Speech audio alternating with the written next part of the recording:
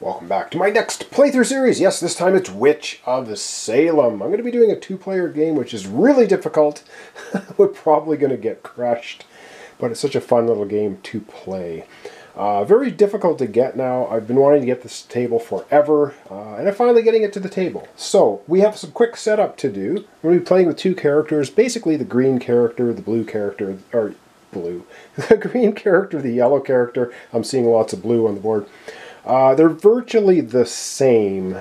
They have different names and different pictures. We'll take a quick look at them. But I'll explain how everything works as we play the game. Let's do a quick setup. We put the Necron token at the start of the Necron track. We lose the game if this Necron token gets all the way to this black symbol here, and we have not revealed the Great Old One that's in the game, which we'll get to. It's part of the setup. We don't know what it's going to be. There's 6 of them in the game, between like Yog-Sothoth, Shub-Niggurath, Cthulhu, Dagon, etc., etc. We'll have to deal with them. We have a funky die we have to roll. We'll discuss that as we play the game. It's a nice wooden die. And we have 6 gate tokens, and these get all mixed up, and I have not looked at this in a bit while I put everything on the table, so I don't know which is what. These are possibly gates. They could be walls. And one way, well, the only way to win the game is you need to close or seal with an artifact those sections which are in fact gates. There are 4 gates in the game, and there are 4 walls in the game. So you take all 8 tokens, discard 2 of them, which I've done.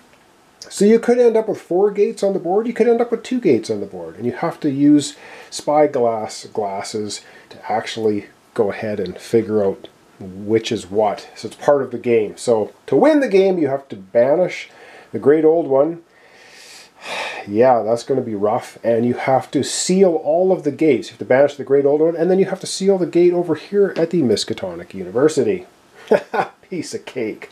Yeah, this is about as difficult as Ghost Stories, maybe even worse. Alright, let's get doing some more of the setup. Let's put up the Great Old Ones right now. Alright, so I'm using my card holders here. There are 6 of them, as I had mentioned. We're going to give them a shuffle, and we reveal the first one. And I'm using the card holders here, so there's like 1 here, 1, 2, 3, 4, 5, and then 6 goes here. So give these another little shuffle up. And so the first one is revealed, so let's take a look at it. So we have Shub-Niggurath. And this is 2 Necronomicon symbols and a spyglass symbol. At the start of each round, the Necron marker moves 2 spaces towards the dimensional rift. Now these guys are not active per se, unless they end up at the Miskatonic University in the shadow space, or they actually are face up here in Relay, the sunken city. So these just get placed out, and these are face down, so we don't know what they are. And 5, 4, 5, and then the final one. This is the one we need to banish at the end of the game. Did I mention this is a tough game? Yeah, we'll see. The next thing we have to do is reach in the bag of excitement and pull out tokens, and put 3 tokens on each one of these locations. So we'll do it here for the church. I'll show you how it's done, and I'll just randomly do the rest of them for a much quicker setup. Because I'm sure you don't want to be sitting here for 5 or 10 minutes watching me pull tokens out of the bag. Alright, so the first token, so we're just going to do this one. I'm going to randomly do them off screen the rest. So we got some goggles, some spyglasses showing up here. The first spot, and at the second spot we have a potion of Nuss, which is basically a healing potion. And at the third spot we have another one. Okay, and there are symbols above some of the location places to take things. I'll explain that as we go. Alright, I'm going to just randomly get all the other tokens put out on all the other spaces, and we'll come right back and continue on with the setup. Alright, all tokens are randomly placed out on the board. Now let's get over and set up our player characters. But before we do that, let's take a very quick look at our little player turn summary. So we play a location card from your hand. Move your figure there. What's neat about this game is each character has 8 location cards. So there's no rolling dice, not a roll and move. Wow, imagine that. So if we want to go to the cemetery, we play the cemetery card. Boom, flip it over. We just go to the cemetery. We'll go to the hotel, same thing. Witch house, church, sanatorium, Miskatonic University. Arkham News, and the Secret Passage. The Secret Passage is the only way to get over to Riley to try and ban the old one we get much later in the game, if we survive that long, and you got to lose a sanity when you use it. Now, you can use this to go to any location in Arkham here if you want, but probably best to save that one for the end. Now, if you go to the Miskatonic University, you return all your location cards to your hand and move to the new location next turn. So basically, once you've played a whole bunch of your cards and you only have a couple of choices left, you might just want to move yourself to the Miskatonic University, and of course, then you get all your cards back. So that's how the movement works in the game. And then you may give one non-artifact item to another player at your location, and or one other player may give you a non-artifact item. Non-artifact items are like daggers and Miskatonic or Necronomicons. The artifacts are these funky looking things. Everything else is regular, and we'll see on the back of this card what you do with them. And then you go, if a creature or shadow is at your location, so the shadow can only show up in Miskatonic University, and it's one of the Great Old Ones, Shadow of the Great Old One. No monsters show up here except the Great Old Ones, or a monster, and these are card locations on the board for monsters. You roll the die and lose that result. Exception if the Witch of Salem is at your location. The Witch of Salem is this white token right here, represented by a card in the deck as well, which we'll get to as we play the game. Then defeat the creature or shadow creature if you have required items. Keep the items except Thud Sadul. He's a monster that comes out. You have to discard an item. You may use and discard one item. See the back of the card. And you may take and pay for one item at your location. So how that works is if I want this Necronomicon book, I got to pay that represents sanity. If your character loses all their sanity, you start with 6 of it, you go flippers and you lose. And in our case, because we're only playing with 2 players, if one of our characters goes insane, we're just going to automatically lose the game because you can't banish the Great Old One and close the gate of the Miskatonic at the same time. So basically, once you go to banish the old one, you lose a sanity every turn, every turn, until you go insane, and you can never leave that location. So you want to make sure you don't go over there prematurely until you got a good plan. Alright, and so here's the items and the uses. So the magic glasses, you can look at the portal tile in your location. I'm going to play with a house rule here because we're playing solo/cooperative. When we look at these tiles, we're just going to flip them over. So we're going to know if it's a wall or if there's actually a gate here. And gates look like these little funky symbols right there. So does it make the game easier? I guess. But this game is brutal. So we're just going to go ahead and do that as a house rule. The Necronomicon, reveal the next Great Old One. So the 5 that are put around the outside and the 1 in the center, if you discard and use the Necronomicon, oh yeah, and you discard these to use the effects. You discard that, you get to reveal the next Great Old One. So eventually we want to reveal who we're actually trying to take out. Elixir of Dice, you can gain 1 sanity. If the Witch of Salem is at your location, then you gain 2 sanity. And the Dagger of Naga, defeat any creature or shadow if the Witch of Salem is in the same location. Well, you'll see how this also works. And then we have artifacts. Close and lock any portal, defeat Thud Mole. So that's basically how everything works. So there we have it. That is going to be that. So let's go over to our characters. We've got a little bit more setup to do with them. I should say everyone starts off at the Miskatonic University, so we'll just put them there. Alright, let's take a look at our 2 characters and do their setup, and then let's get into the first round or turn of the game. Alright, our first investigator in green is Tom Furlong, and you can hold 1 artifact, and you can hold 3 regular items, non-artifact items, and that's it. So you can't hold anything else. You get 6 sanity, and I believe if you have an artifact and you pick up another artifact, you can decide which one to keep, but you have to discard the other one. Likewise with items. I will double check that before we do it. And because we're playing with 2 players, we are just going to be drawing 1 creature card at the start of the turn. So Tom Furlong is going to be our starting player. So he's going to draw a creature card, do all of his stuff, and then we're going to go to our next character, Jenny Barnes. She's going to do all her stuff, and then at the end of everybody's turn, which there's only 2 of us, then we're going to be drawing, yep, an encounter card, which I need to set up as well. So there's a lot, I guess there's a little bit of setup, but it's pretty quick. And as part of our character setup, each character gets one token to start with. And let's randomly draw a token for Tom. And he gets some eyeball spyball glasses. All right, let's take a look at Jenny Baxter. And there's not much to see here because she's exactly the same as everybody else. So I'm just going to, for my own reference, I'm going to leave the player's turn summary there and another. There are 4 of these, one for each player. You can play it 2-player, 3-player, 4-player. I'm going to do a 2-player. We're going to get crushed, but you'll see how the game works. All right, so she also gets starting 6 sanity, and she gets 1 token. So let's figure out what Jenny gets. And Jenny gets a potion of nus to heal some of her sanity back. All right, you know what? With that, let's do a first turn. Oh, hang on, we're not done with setup. We got one more thing to do, and then we'll do a first turn.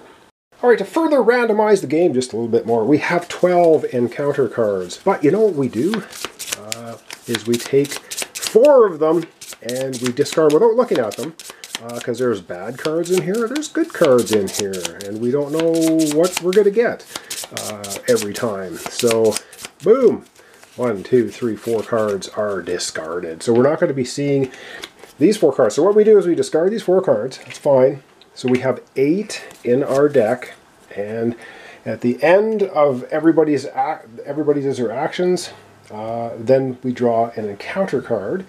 And we see what it is. And then when all the encounter cards are discarded, you shuffle them all up again and then discard 4 more. And then so you can get some randomness going on here. Oh, goodness, I've talked a lot. All right, let's begin our game with Tom Furlong. And so the first thing we do is we draw a monster card. So let's just give this a shuffle, and we'll see what it is. So, and I'll explain how everything works as we play, because there's actually a lot of moving parts, lots of things. It's very fun, though. I know if I try to do a rules explanation of how everything works right now, it'll be a 55-minute video, and you'll be bored to tears. All right, first thing we do on a turn, we pull 1. Because we're doing a 2-player game, it's just 1. It will always be 1. And we have Robert's Craven. Wow, he comes out right away.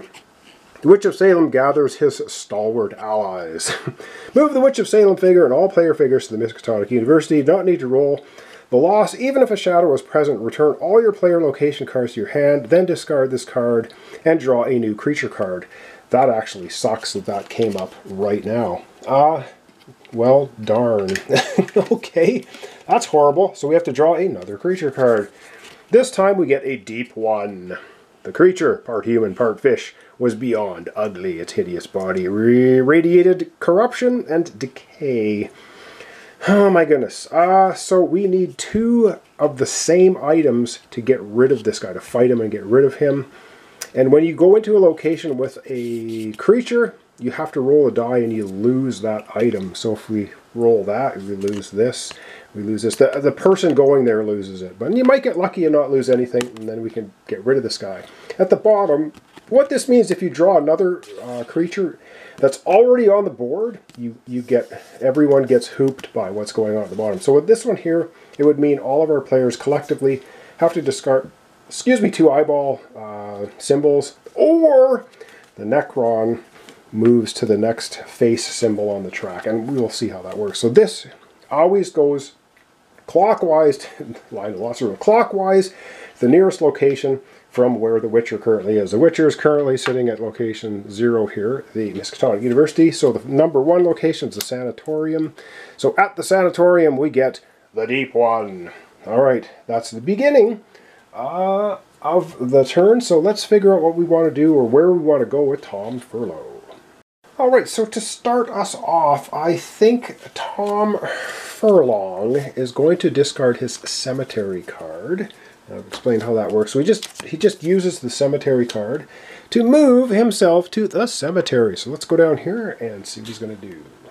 Okay, so how a turn works. So you play your card to move to a location, and then you can give an artifact to someone, or a non-artifact item to someone. There's nobody there for him to trade with. There's no creatures there, so he doesn't have to fight anybody or roll any dice. He may use and discard an item. Now, he can, because he has the goggles, he can discard these and he can look at this gate. And you know what? I think right off the bat, he's going to do that. We're going to discard the goggles and we're going to see what, is this a gate or not? Woo! It's a gate! We're going to have to close it for sure if we want to win the game. All right, so that's basically, looking at the turn summary, you can use one item and you may take and pay for one item at your location. So grabbing the Necronomicon's free. There's no icon above here. If he wants to grab the dagger, we have to move Necron ahead 1 on the track. If he wants to grab the elixir of Nuss, Necron moves 2 spaces. But you know what? He's just going to go ahead and grab the Necronomicon and put that in his location. So with his player board. And that, boom, is the end of his turn, just like that. So up next will be Jenny Baxter. All right, Jenny. Well, I know, shared information. This game's tough enough, especially with 2 players. We know there's a gate there. We know to steal that gate, we need that particular item or that artifact. We know that that artifact is here for free over at the sanatorium. However, we have, yep, a deep one sitting here. So let's go ahead and do that. We're going to have Jenny go to the sanatorium. So she plays her sanatorium card and she takes herself over to the sanatorium. Now she's here with the deep one. So as soon as you move into a location with a critter, you got to roll a die and you lose whatever that item is. Now if you don't have that item, you don't lose it. So she gets the dagger, and guess what? She does not have a dagger, so she didn't lose anything. So that was pretty good. And now that she's there, she can trade. There's nobody there to trade with. If a creature's there, so she did that. So after she rolls her creature, then she can attack the creature. Now the problem here is we don't have 2 like items. The only thing she has is 1 elixir of Nuss, and that's it. So she cannot defeat the deep one. It's going to stay there. That's bad. So, however, she is going to now grab 1 item from the location, and she's going to grab that relic and stick that on her board. So now she's got elixir of Nuss, and thus she has that relic which can seal that gate. Pretty cool. Yeah. And that will be the end of her turn very quickly. So the turns go pretty quick in this game. And now that everyone has had their turn, I'm going to back the camera out. We're going to have an encounter.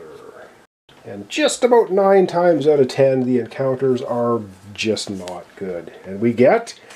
Oh my goodness! Alright, so what this means, we do this first. So the Witch of Salem, our good guy, is going to move 5 spaces clockwise.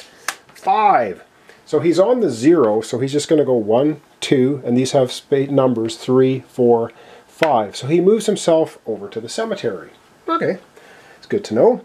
He moves over to the cemetery, but what other horrible things? Strange, pervading uneasiness continues to strengthen. You and the other players must each reduce your sanity by 1. Are you kidding me? All right, well, that is horrible. So they both lose a sanity. Yep, the game's out to kill you. All right, so we both lose a sanity, 6 down to 5. And that is the end of a full round. I know it was very quick, but we did the introduction setup. So we're going to zoom out for today, and we're going to wrap up our episode. All right, well, that's going to wrap up our episode of Witch of Salem for today. We're doing a 2-player game. It is going to be brutal. It's even though we're cheating a little bit, because this is supposed to be hidden information. So if you were playing with legitimately 2 people sitting at the table, person number 1 would look at that, put it face down. They couldn't tell you if it was a gate or not. Kind of a silly rule in this game, but whatever. Because we're doing it here sort of co-op and I'm playing it solo, I'm just going to flip it over and that's what it is. We're not going to worry about it because the game is tough. So that's going to be it. So thanks so much for watching along. Thanks for your comments, subscriptions, likes. This is Witch of Salem. It's been out. God, I don't know when this game came out. 2000, I want to say 2009? 2012, 11, 10, somewhere in there. Very cool game. Of course, very hard to get. But it is really, I've been waiting forever to get this on the table. Basically to try to learn the rules and stuff. I hope I'm not going to mess things up. Check the comments. I will try and edit things at the end if I mess things up. We want to try and keep these guys under control because they have some really nasty effects. And you can see there's the little Necron symbol here. So if we pull another deep one and it triggers, it's going to move that token all the way to this right off the bat. And that's bad. All right, well, hope you're going to enjoy this. It's actually very hard to win, and we'll see how we do. So thanks for watching along, and hope to see you tomorrow for the continuation of Witch of Salem.